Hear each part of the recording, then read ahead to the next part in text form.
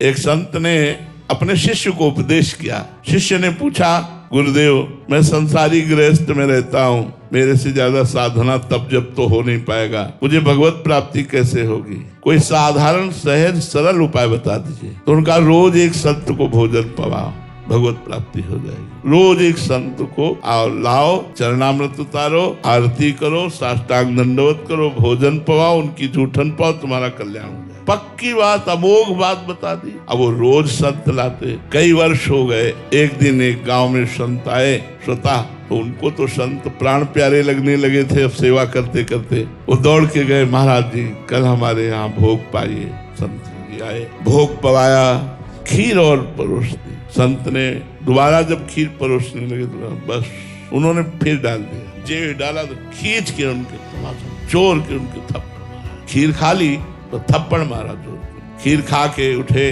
वो साष्टांग दंडवत किए, हाथ जोड़कर जैसे संतों को विदा करते थे वैसे विदा किया। वो उसी गांव में रुके। दूसरे दिन शाम के फिर वो भगत जी गए, महाराज जी कल प्रसाद आप हमारे यहाँ ही पाइए। ठीक है, आए, प्रसाद पाया और कहा, बेटा कल तुम्हारे थप्पड़ मारा था, तुम्हें बुरा नहीं लगा? अरे महाराज ये शरीर आपका सेवक है, ये शरीर आपका है, आप मारो पीटो कुछ करो। महाराज जी मेरा इस पर कोई अधिकार नहीं, मैं तो आपका दास। बोले बहुत शीघ्र भगवान का साक्षात्कार तुम्हें हो जाए, यह आशीर्वाद। बहुत शीघ्र अब तुम्हें भगवान का साक्षात्कार होने वाला है, क्योंकि अब तुम योग्य हो गए हो भगवान के दर्शन के।